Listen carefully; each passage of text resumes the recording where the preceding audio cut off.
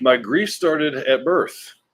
I was adopted at birth, and the home that I was adopted from had a standard operating practice of not having anything to do with the babies after they were born until they got to their adopted home, and that was their thinking was is that they didn't want the babies to bond with any of the employees, the nurses. So, actually, what we know now is that creates a cortisol addiction in an infant, and from there, I was adopted at 10 days old, and I went to a standard family in the middle of North Texas that modest terms, good Christian values. Everything was the first 4 months of my life was great, and then my adopted father, was killed in an industrial accident, and that set off a chain of events that shaped and molded my childhood in ways that I really didn't. They were back to didn't even know that it was abnormal until I was 50. So from there, from my father's death, my mother kind of disappeared. She dropped me and my adopted sister, off at our grandparents' house, and she kind of disappeared for a while. She came back a changed woman. She came back married pretty quickly. I mean, when you have in 1969, if you were a single woman with two kids under the age of 5, it was a rough road to hoe, so to speak, right? She did like a lot of people did, like I have done, is got married very quickly after. Uh, and that's where it kind of changed because she was also a changed woman after that. She didn't really believe in him. Well, she is. It was a interesting upbringing. She used and abused family members. We were always bouncing from one place, not necessarily one house to another in my earlier years, but that did happen eventually. She was a user, and I saw how she used people and she charmed people. She used sex as a weapon. She used all kinds of things, and so I learned from her. I didn't know what she was doing was bad, and well, I don't know. We are products of our upbringing, unfortunately. And I was always safe. I was never beaten. I wasn't sexually molested. So I'm not saying I had the roughest childhood on the planet. I'm not saying that at all. It was just different and interesting. I spent a lot of time at other people's houses. She was married to, like I said, when she came back relatively quickly after my father was killed, and was married within a couple of years, and that didn't last long. And then she stayed single for a while. But that didn't mean she stayed home. She was always gone and out. So I spent a lot of time in other people's houses, sometimes a week, sometimes a month, bouncing around from here to there. I just thought that was normal. My grandparents were always there for me. I lived with them for sometimes a year at a time, 6 months at a time, 3 months a year. So it was an environment that we now know causes what the experts call home insecurities. Right? So I had home insecurities. I had mommy issues coming out of my wazoo, wherever that is.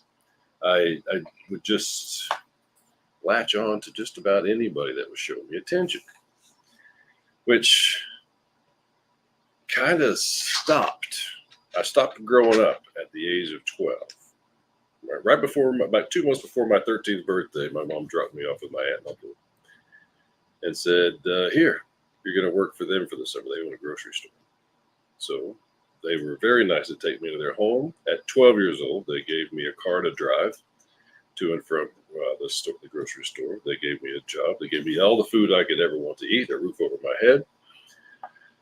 But I think personally, 12 years old is probably a little bit too young to start a 40-hour-a-week job with no supervision. Basically, it's like, hey, be at work at 8 o'clock in the morning, and we don't care what you do after that. And I took it.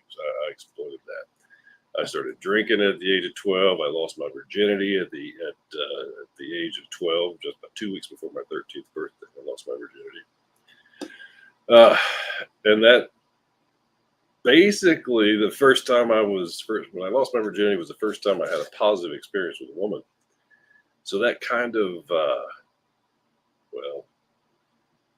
that just led me to believe that's where my value was. That was a positive experience. I said, wow, if I do this to women, I get adoration. So as it started to become a little bit more clear on how I was able to and why I ended up getting married 5 times. Yes, I was not the best husband ever, but I never was satisfied. I was always under the impression that whoever I was with and whatever I was doing with them wasn't going to last, no matter what. And I was a liar. I lied a lot. I lied about who I was. I would, growing up with a narcissistic mother, the parenting roles are shifted. Right? So as the parenting roles shift, you you become attuned to adult needs, and you're trained and get really good at meeting somebody, talking to them for a few minutes, and knowing exactly what they want to hear and exactly what you need to say to get well to get what you want from them. How sad is that? Now, that being said, at 13, things kind of went a little crazy, but and that's also where I left the church. I was raised Southern Baptist. We were in the church just about every time the doors were open. Sunday morning, Sunday evening, Wednesday afternoons, GAs, RAs, Sunday school, you name it, we did it. And I left. That once I was dropped off at my aunt and uncle's and had all the other stuff available to me, I just never went to church again. I became kind of I can't say atheist, I can't say agnostic, but I became indifferent. I didn't believe anything I couldn't touch or taste. And this is where God's grace really did touch me at an early age. Because when I was 4 years old, in church in Sanger, Texas, First Baptist Church, brother George Clary here, I'll never forget. I go walking down the aisle and I tell him I want to take Jesus Christ as my Savior. And my mom at the time was in the choir. She was not really happy with me walking down there, so they made me sit down in the pew, and the preacher said, "Well, I'll come talk to you at your house a little later." I remember that conversation. I'm 4 years old. I remember it like it was yesterday. We all sat there and we all had a conversation. My stepdad, my mom, and the preacher and I. And then the preacher asked if he could talk to me alone. Yeah, he wasn't Catholic, so we're saying. So, sorry. So he talked to me. So he said, Jeff, you're awful young. Why do you think you need to be saved? Why do you think you need Jesus Christ to be your Savior? And I said, well, I need the help. I'm going to need the help. I don't know why, but I tell you, I'm going to need the help. And I had the pleasure of meeting George Clary again before his death years and years ago. And he said that he'd never again baptize anybody that young because he didn't feel right about it. But there was something in my tone and in the words that I used and in the house, there was an air that he just believed that I really did need the help and protection. Protection was one of the words I used too. So here I am, 12, 13 years old. I got a car. I got a couple of girlfriends. And I just leave God in the background. And then I go on about my life. I quit 3-year stint in the military. I got kicked out for drinking too much. It was luckily, it wasn't a dishonorable discharge. It was in the 80s. So we worked it into an honorable discharge, but I got out and had a couple of jobs here and there in the medical field and just kind of bounced around. And I never had a pot to piss in. I made good money, but I spent it all. I spent every penny I could on drinking and just whatever I could get a hold of. No, I never have been really into drugs, but I was alcohol and women. That's what I spent everything on. So I get out of the military. I get married because that's what you do in Texas at 21 years old. You get married. That lasted 1 year. She came home from her weekend with her mom and said, "I'm leaving." Never saw her again. Got married about 3 years later. That lasted 3 months. Ended. That was a horrible ending. And then a few years after that, I married my third wife. I had my first kid. I'm sorry, my second daughter. And was married to her for 8 years. That one I tried to make work. It just didn't work. I tried it my own ways, I guess. The fourth one lasted a year. The fifth one lasted 8 or 9 years. But the thing that was consistent through all of them is that I never did tell them the truth. No, but not one of the people that I was married to ever knew exactly who I was as a person because, well, I didn't know who I was as a person. I had no idea. I wasn't an individual. I was just a reflection of what people wanted me to be. So I did, in the late 90s, I picked up a job that was in, high-end security stuff like security equipment, x-rays in the airport, body scanners, things like that, which led to a 21-year career. 164 different countries, traveling to doing security. And, well, I was on the road 250, 300 nights a year for 21 years. So, as I've always liked to say that I was in my daughter's life at all her time. I wasn't. I was there on the phone. I was there in a video chat, but there wasn't. I just wasn't there. Yeah, one of the greatest regrets. So let's go back about 7 years ago. No, sorry, 12 years ago. Yeah, 12 years ago. My daughter and I were having a rough time communicating. There was turmoil between the ex and myself and the current wife, and well, my life was just in drama. It was just bad, right? And I was working every day and trying to push this, and I was just chasing money. I didn't care. I wasn't religious. I never prayed. I didn't meditate. I did nothing. I would drink a lot and work a lot. That's all I did.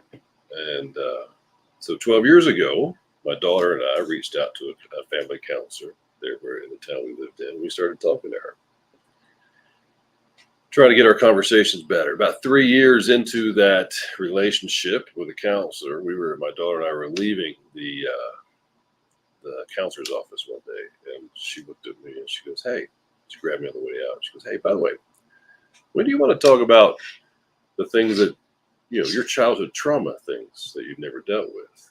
I said, "What are you talking about, lady? I don't have any childhood trauma. Nobody touched me. I'm good. Yeah, I was, we got spankings like everybody else did in the 70s, but, I don't trauma." And she goes, "No, no, no, no. I'm talking about this and this." She started listing all the things down there. And I'm like, "What?" So I was probably 49 at the time. And I'm like, "Wait a minute. This isn't normal life. Normal life isn't lying and cheating and pain and destruction and nerves and no ambience, Xanax, alcohol, all that stuff." Remember, I was doing high-end government security jobs, so there wasn't any. I had prescriptions to everything I did, and alcohol is perfectly legal in most countries I worked in. So I wasn't doing anything illegal, but man, I was on 20 milligrams of Ambien and 8 milligrams of Xanax a day just to get 4 hours of sleep. Without it, I didn't sleep at all. So the counselor and I started working on it, and things were changing. And as it was slow, because I'd only go when I was home, and that wasn't very often, but it was slow when I was pretty happy. I had a good life. I was making good money. My wife was making good money. We had a giant house. We had a brand new cars, a big pool. I mean, from the outside in, I was living the American dream. I mean, I had a red brick house with a 3-car garage, 5,000 square feet. I had everything. A 240-acre ranch, big trucks and tractors and barns and boats, and motorcycles and cars. And I mean, just everything money could buy, because I was trying to fill a hole with things instead of me. Right. So this is where the grief is a little bit different. Yeah, I grieved the fact that I was adopted and never knew my mother. And I grieved the loss of my father. And I grieved, people that I lost along the way. But my grief to grace, man, that really didn't start until I started grieving my own life. Grieving, not waking up earlier and realizing I wasn't healthy. Grieving a lot of what I've done to my daughter, the generational trauma that I'd passed on to my daughter. Grieving my life choices. That's a tough one, because most of the time when we grieve things that happen to us, not that happen because of us. Very difficult. So, in my, as we move forward and march forward, I added a trauma coach. I added an EDMR therapist. I added a couple of trauma coaches, actually. I added a hypnotist. I added a Tibetan medicine woman. I added just about everything you could imagine to add to my, what I call Team Jeff, to try to get me out of the grief and figure out what was really going on in my life. And the more I worked on myself, the more problems the wife and I were having at the time.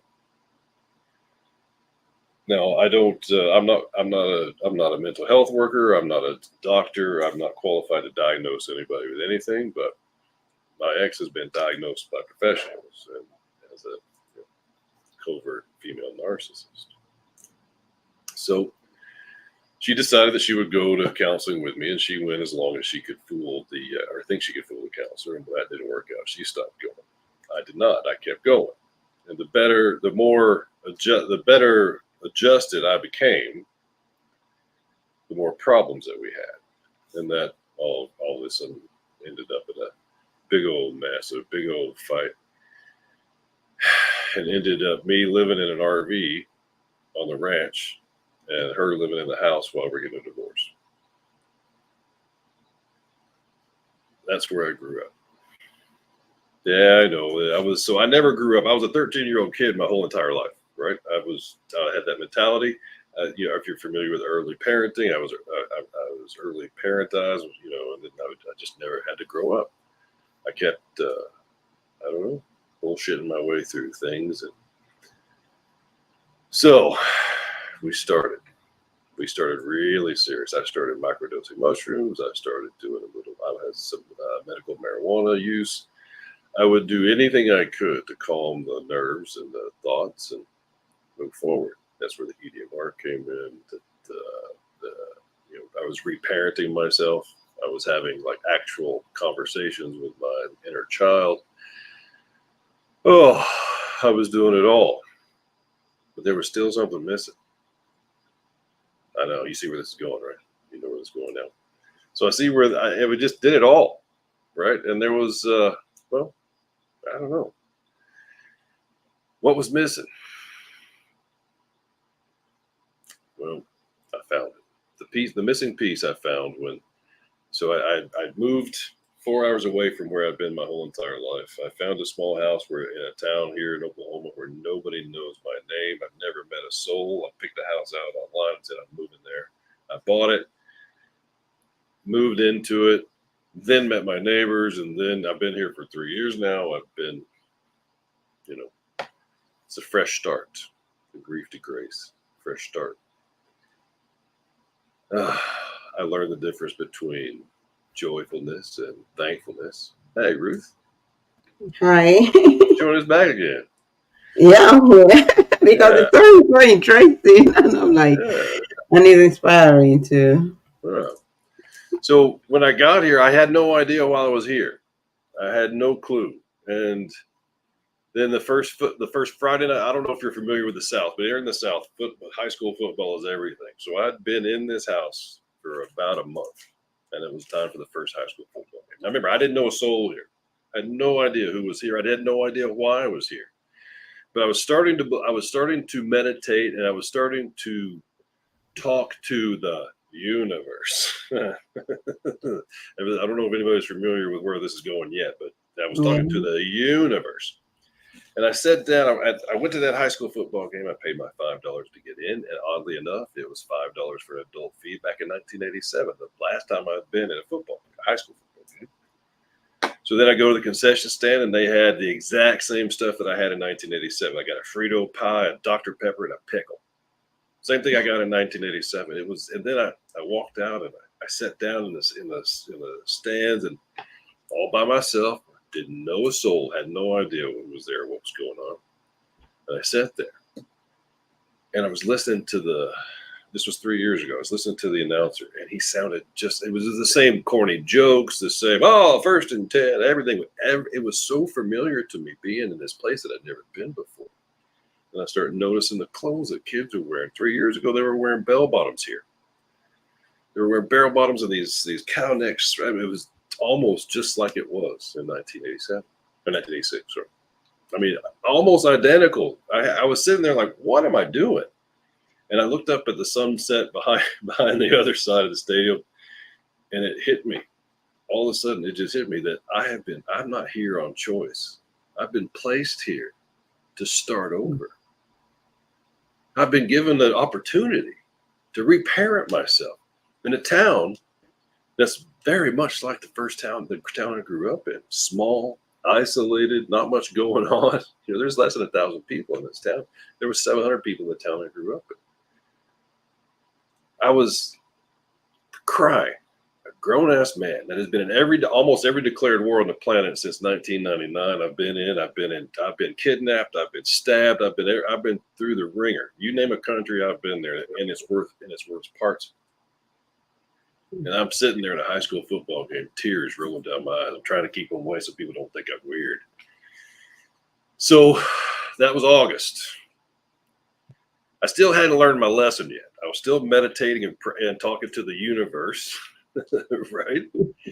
And something wasn't right. I'm chewing through all this stuff. I'm chewing, and I've got this. I started talking about my trauma journey on social media, TikTok in particular. Now I've got like 7. I'm building a huge audience over there, and I've got people, and I don't know what I'm doing. So I get a part-time job that's fill some of the time up with, and now all of a sudden I have my finances just take a huge shit. Sorry, poop my language. Sorry about that. My finances are in a disarray, and I've got this coming and this coming. I've made some a couple of bad decisions, but nothing too bad. But at the one particular time, it was January 4th, 2 years ago. I was driving to this little job that I had. It was dark. It was cold. My truck was acting up. I had like $3 in my pocket and $7 in my bank account that had to last me for 2 weeks. And I was talking to the universe on my 20-minute drive into work, and all of a sudden I said, "It's you, God. This universe that I've been talking to this whole time. It's not a universe. It's you, God." And I was thinking back in this 20-minute life flash that I was having, and I realized that I've been the luckiest person on the planet. I've been walking around people. I shouldn't have made it. I've been dead a few times. I got a bad heart. I've had, 52 different surgeries that require anesthesia in my life. I shouldn't be here, but I had God's protection since I was 4 years old. Even though I left him, he never left me. And I just started bawling. I could barely see. I was crying so hard to drive. And I said out loud, "God, I give up. It's been you this whole time. I have not done one single thing in this life without you. And I give up and I trust you." And all of a sudden, any doubt that I had, any inner stress or pain, it just melted. It just fell off like a snake sheds its skin. I went to work. I had a different attitude. I refocused. I started my podcast a month later. With that in mind, I made public declarations to my 70, 80,000 followers that I had at the time. I said, this, and of course the backlash went crazy. I'm leaving you, just bull crap. But I sit here today only because of God's good graces. That's it. And August 19th, I start my biblical studies in college to try to get my degree in I don't know what I'm going to do with that, but that's where. So when I was 4, I told the preacher that's what I wanted to do. I wanted to bring people to Christ. That's why I got to work on my language. Wow. 50 years of bad language I'm trying to fight against too, so it's much better than it used to be. And now we sit. I currently have I'm a community social or a community health worker for the state of Oklahoma in the health department. I participate in the local theaters, plays. like I said, started my college in August 19th, and still single. I think the Lord, the Lord looks at me and says, "You got 5 marriages to do. We're gonna wait a while for." And it's just, Now it's like a new start for you. So definitely it's like a new start. So a new wife, a new family, and everything. Definitely. well, I don't know how much of a new wife we're gonna try to find. I'm gonna try to find an old one. I think I'm gonna give me an old wife. Somebody knows what they're doing. I don't need a new one. But the funny thing is though that as destitute as I thought I wasn't. I mean, I wasn't destitute. I had things coming in eventually, but that night I'm driving, but everything has changed since. Yeah. I have. I'm not. I don't. I no longer take any kind of medication to sleep. I sleep 7, 8 hours a night like a baby. I mow my yard. I walk my dog. I live a very. I mean, this is. I did 21 years. I was flying around the world first class, living on an unlimited expense account, going crazy, doing anything I wanted to do. And half the stuff some people don't believe is possible to do. And now I'm content.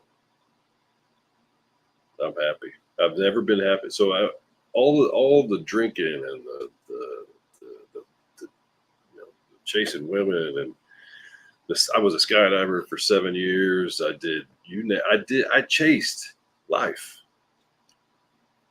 I was actively trying to live a life that I could boast about instead of being happy with the life that I had. I was always trying to have a better one. And as soon as I stopped trying, I got the best life ever. Wow. That's my story. Yeah, it's kind of That's my very story. interesting. And it really piqued my interest, especially when you talked about the reflection of what people want me to do. That Yeah. you were doing like the reflection of what people wanted to do. And Right. that's usually the problem most people have in the world. Trying to do what people want them to do, trying to reflect deeply, like, because I was in a program yesterday, that was what I was trying to pick up. And one of the things they talked about was about identity, and they were talking about whose identity are you, Mm, whose image are you projecting. And he said everyone wears a mask, and the mask you wear is what represents who you are. yeah. And they were talking about how we could now realize, because in Ephesians chapter 2, verse 10, God said, "For we are God's masterpiece, and He has created us anew in Christ Jesus, so we can do good things He planned for us long ago." Yeah. So he now talked about who am I? I know most times I always talk to my kids about that. Remember who you are. Remember who you Yeah. are. You It's a know. great. Yeah. So I now when they talked about it and they said, I am God's masterpiece. And they said we should put our names in there. Ruth is God's masterpiece. And it really made some sense when you talked about the reflection of what people want me to do. It means that we are no longer seeing God, seeing Mm, ourselves as a masterpiece of God. We're no longer seeing God in the picture. We are seeing other people. We're seeing what they want us to do. We want people to appreciate us more. We want things to be done in our own way. And most of those things are some of the things that bring about those grief and the trauma that people end up going through. And there are actually ways people want to use to hide their grief, their childhood trauma, and other stuff that they're going through. You may have all the monies in the world, but you may not have peace. You yep. may not find happiness. So you just want to use those things as camouflage so people can see it and they're Yeah. like, he's doing so good.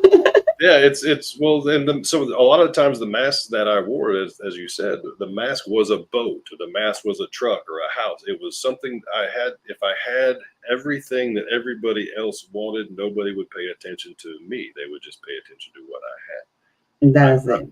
it. And that's such a vicious cycle, because you never once you get used to that, you never want to stop.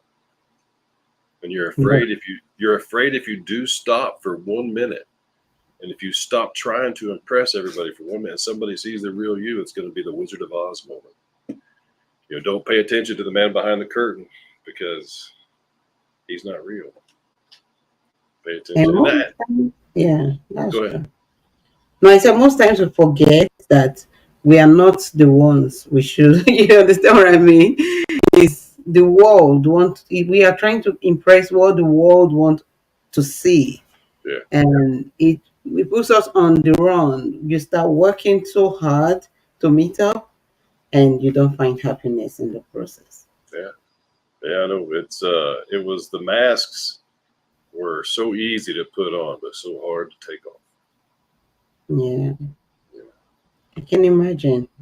Because when you were talking about that, I also looked at when you talked about um, being a child parent, Yeah. because I realize in this, what I do lately, I realize that this child parenting is the bane of grief.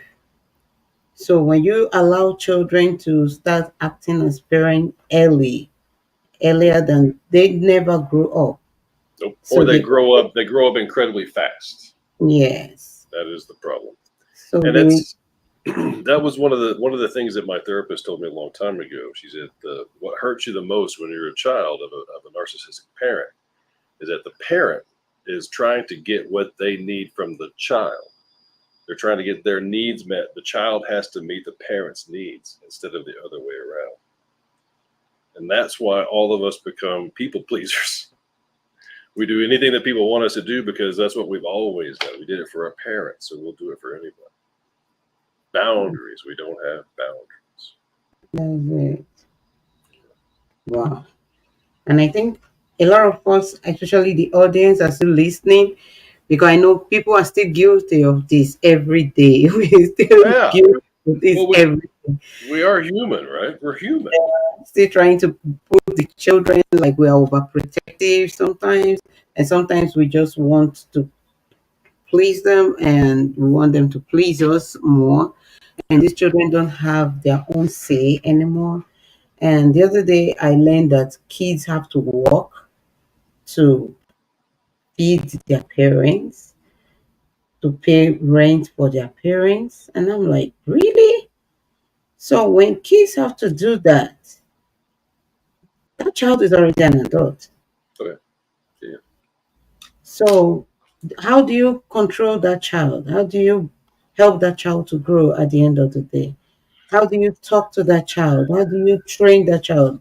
I was talking to someone the other day because he's already into these SUDs, and I'm like, come, what happened? And he said, I learned it when I had to work as a child. So he started smoking Oh, at yeah. a very early age. I think at the age of 12, because he had to work, and he That's what I learned did. to smoke there. I was smoking Marlboro Reds and drinking absolute vodka on my 13th birthday. Wow. Yeah, but all of my friends that I had were 18, 19 years old. This was 1982, 1982, 83 time frame. But ever since I had a car and no curfew, I was doing things. I wasn't doing things that my age kids were doing. I was doing things that 18, 19, 20-year-old kids were doing. Wow. I just wasn't ready. It's really And back then words like early parentization didn't exist, right? People pleasers didn't exist. It was just everybody was doing everything just to get by, I think, in the 70s. Right? Parents were different. Parents didn't want to play with their kids back then. Parents, and now it's probably gone a little bit too far the other way. Now we want to protect it. Now, I don't know how old you are, but I was cooking full meals when I was 7 years old. I'm 42. Okay, I was born 1982. When you talked about 1982, I'm like, that was when I was born. There you go. So my daughter, I raised her where I did everything for her, right? Well, I cooked, I cleaned, and because I didn't want her to have to do the things that I did as a kid. And I'm paying for it. I'm paying for it now. My daughter and I don't have a really good relationship. I'm trying really, really hard to repair it, but it's 19 years of unhealthy behaviors that she's fighting. Mm. I just, And I'm glad she was able to help you identify it also. And got to go through the therapy and all that. I still see that same therapist today. We've been seeing each other for 12 years now. Mm. And it's helped, right? Oh yeah, she helps every time I talk to her. She's really changed my outlook. Because people need to learn to see the therapist. They need to learn to seek help. Yeah, Now, you're a Christian doesn't mean you shouldn't seek help. correct. Because Well, if you're sick, what do? You go to the doctor. yeah, and If that's you're sick there's mentally, you see your therapist. for men, there are a lot of men are going to say no to therapy because they don't want to look weak, and Yeah. I understand that, right? I really do, and men don't want to cry, dude. And I never cried as a until about 5 years ago. I didn't have a tear. My grandmother, which was probably the closest woman to me in my whole entire life, I spent more time with her than any other person.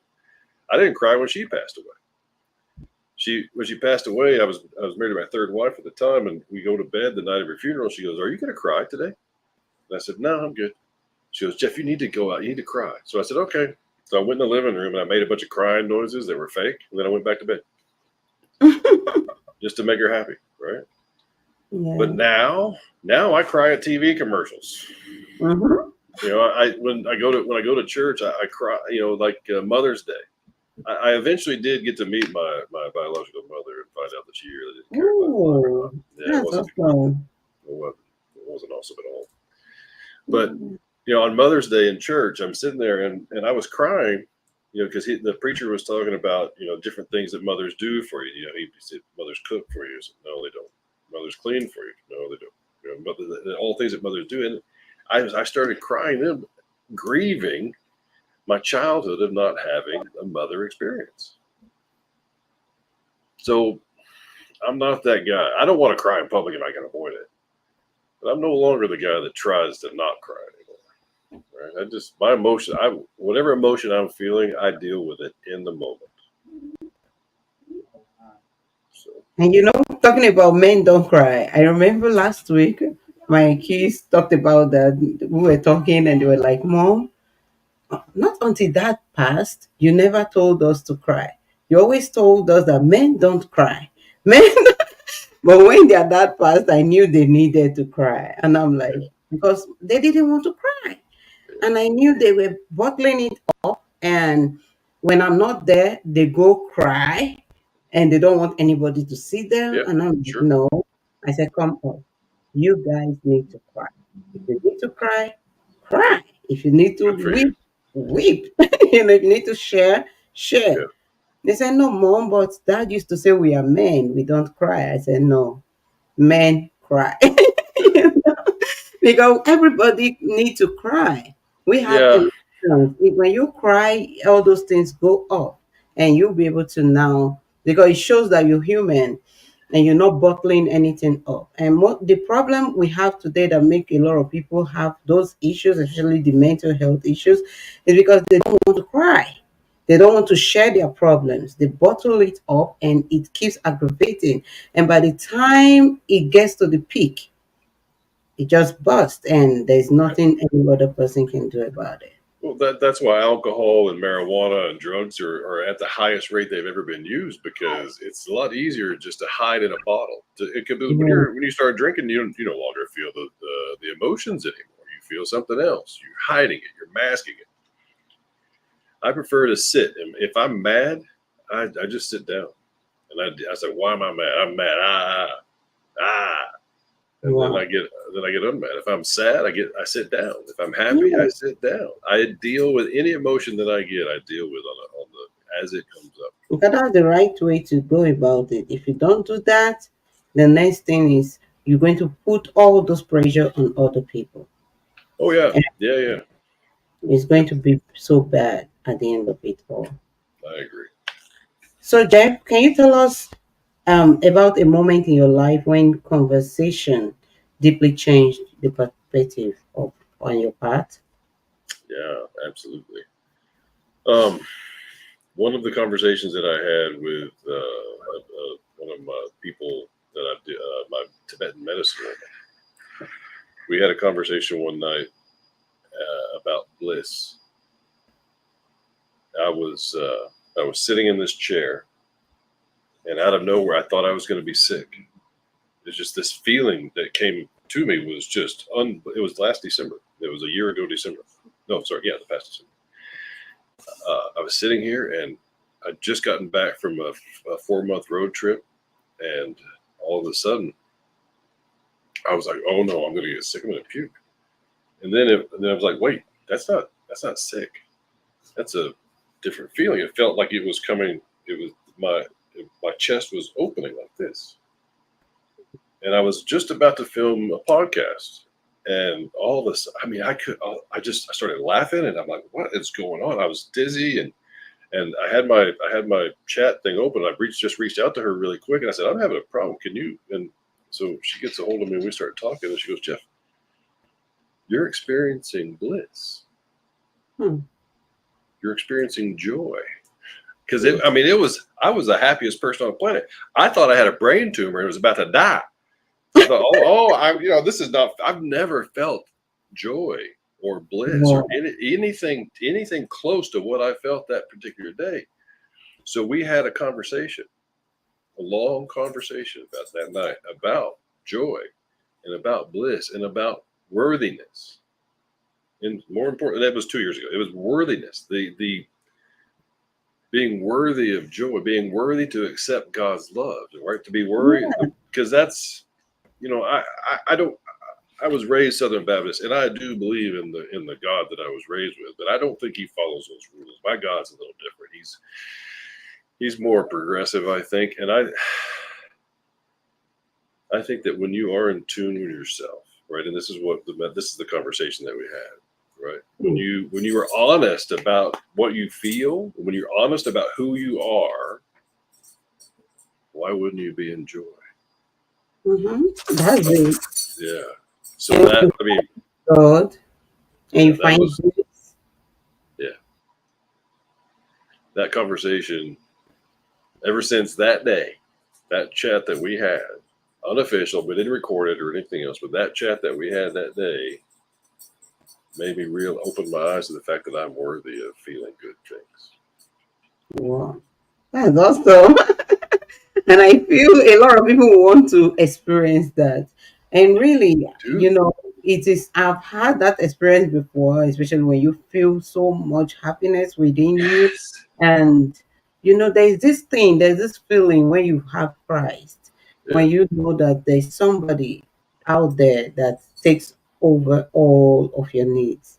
Yeah. There's somebody that is dependable, that you can talk to, that is just there. And take over all of your needs, and it's like a very blissful moment right there in your heart because there's something that you've really been missing all your life that now you got. It's scary. I really thought I had a tumor. No. Or I had been drugged, like somebody slipped something in my cup. I was drugged. I thought I was about to expire. I just, there's no way this is going to last. And I don't feel like that every day. Don't get me wrong, but I don't go a month without at least feeling that a couple of days. It's always close, but you have to pray and you have to meditate. I have to center myself sometimes, and when I do that, it comes back. Wow, that's awesome. Yeah. That's a very good one. So, how do you manage to keep an open heart and mind in conversations, especially during difficult times? I pray a lot for patience and kindness. I know that I'm not that I'm not right about everything. I learned there's not one single person on this planet that I can't learn something from. I don't mind having uncomfortable conversations. I don't mind having the weird conversations. And in the past, that would have never been me. But because I was always concerned that I would put out some kind of vibe that wasn't cool or wasn't hip.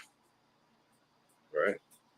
But now that I'm comfortable in my skin, my own skin, now that I'm comfortable in that skin, I can talk to anybody about anything because they're not going to hurt me. There's no way. And now that I know that they're not a threat, and that no matter what anybody says about me, I am who I am because God made me that way, just like Ephesians said. Right. Once I That's it. now that I know that, I don't care. Wow, that's awesome. So, I was listening to your podcast and you share a lot and you guys talk a lot about a lot of stuff. So, do you want to share like your podcast? So maybe there may be someone out there that may need to listen to some of those stories and some of those stuff you guys talk about there. So the podcast now is named Conversational Healing. We started this out 2 years ago. We called it Conversational Romance in the beginning, but we had gone through a change. It's not really a romance thing anymore. It's and I think the conversations may only heal me. I'm not quite sure. No, sometimes it's healing too. Because most times I feel like when I started, you heard when I said it's like God actually brought this to heal me, Yeah, yeah, and just helping me with my healing process. yeah, So because the more you share, the more you listen to other people, the more you know you don't even have a problem. yeah. It's almost like shining a light on your biggest fears. If you can talk Yeah, about them and you can own them, there's nothing that can hurt you anymore. yeah, that's it.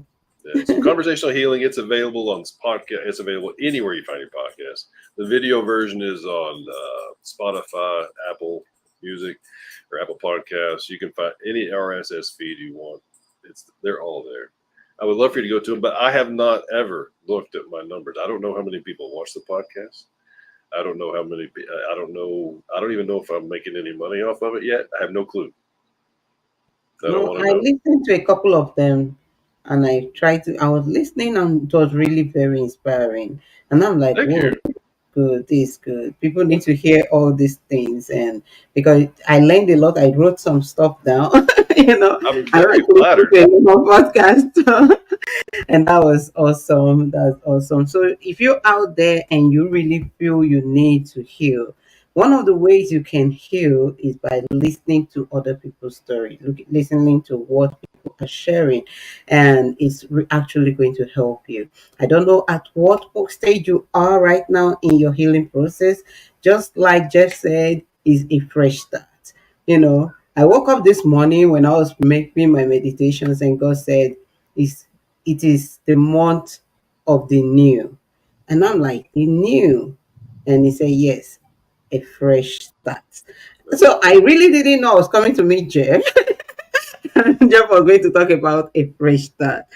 And these days, God just gives me a word for somebody, anyone that is coming over. And when I went for this program yesterday, they were talking about the masterpiece. I said, I think this Ephesians 2:10 is for somebody who will be coming over for my podcast today. Nice. And and when you shared your story, I'm like, whoa, really?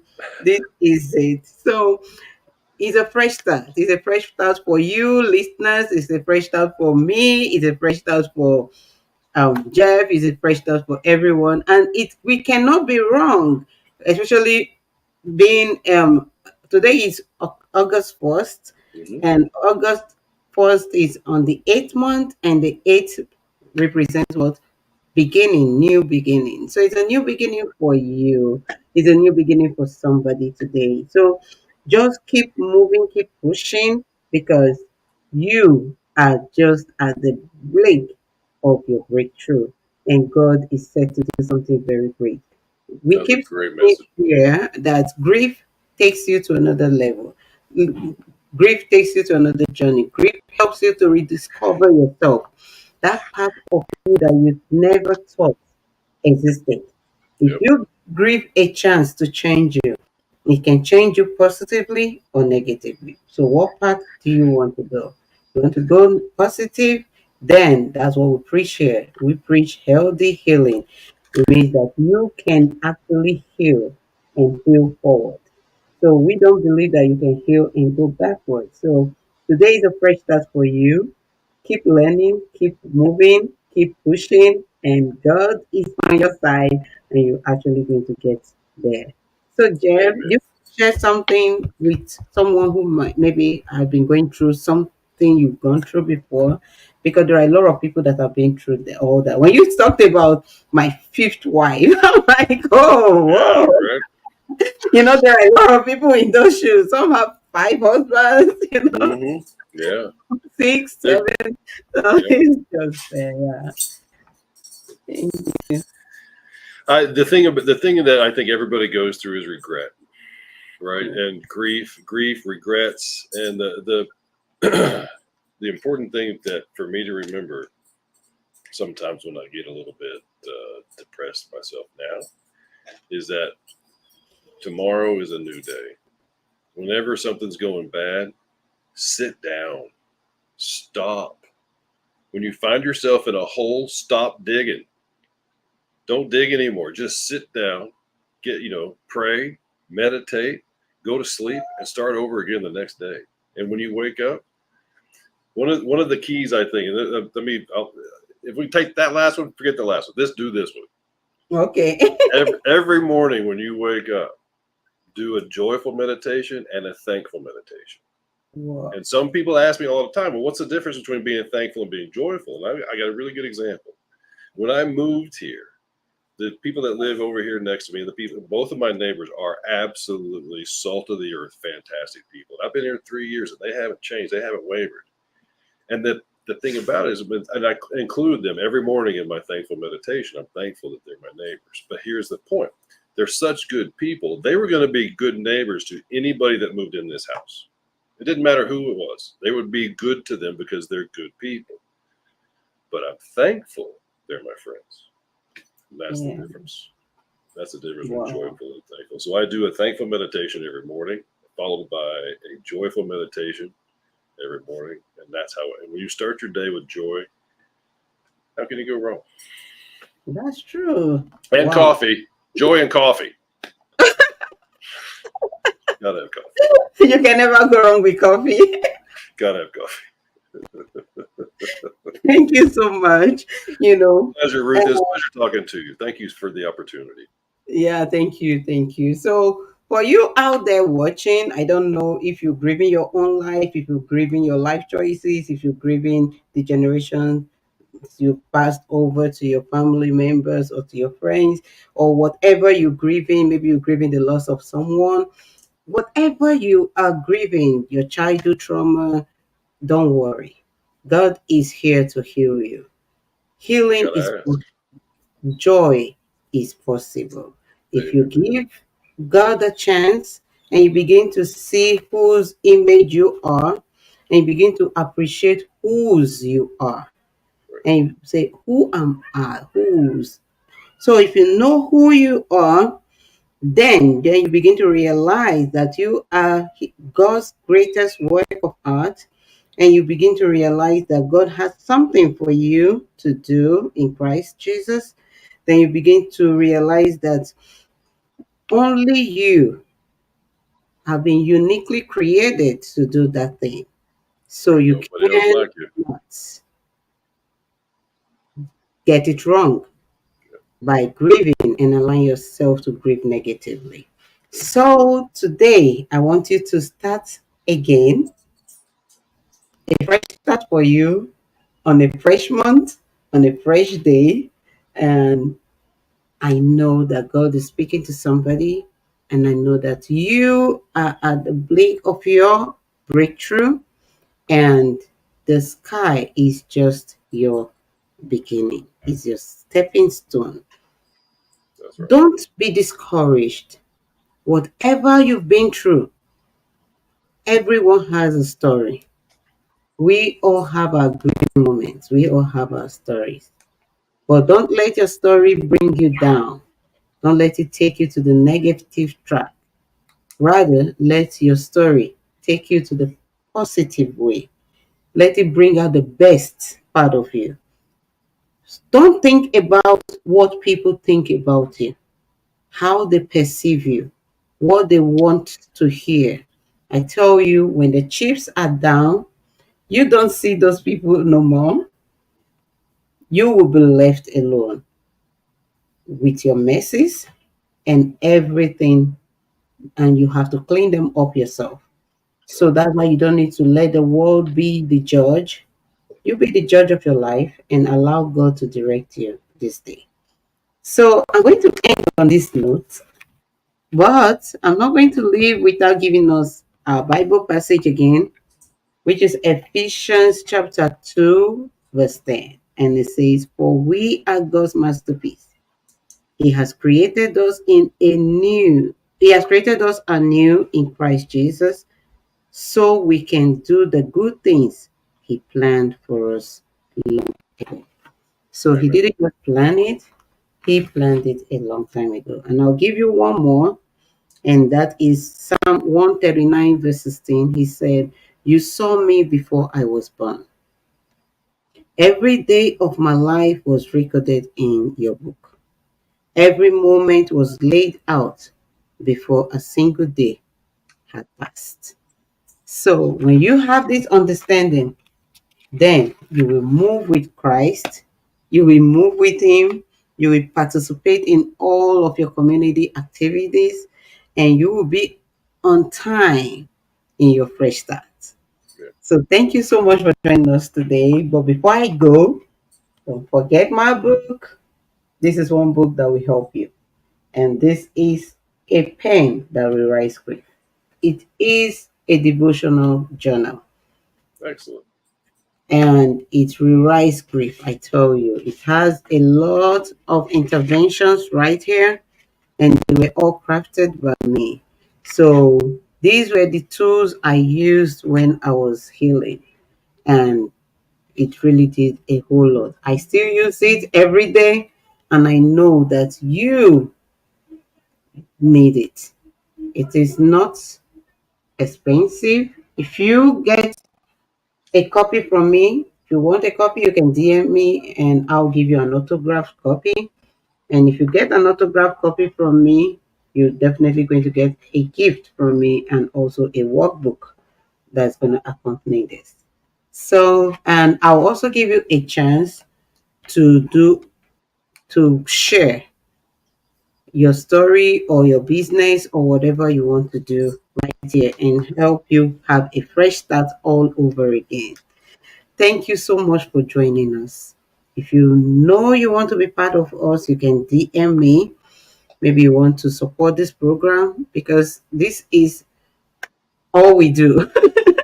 You want to support this program in your own little way that's helped you. We are open to all that, and God will richly bless you. Thank you so much for joining us, Jeff. Thank Thank you you. so much for joining us, every one of our listeners. And I know that as we have chosen to start our journey again, God will not leave you halfway. Nope. So, Jeff, do you want to throw in one nugget before we close? I'm all out of nuggets, lady. You got it. Oh, I can't say it any better than you already did. Thank you very much for the opportunity to chat. I've enjoyed it thoroughly. thank you so much for joining us today. I love you all, and we'll meet again in our next episode. Thank you, and bye Thank you. bye.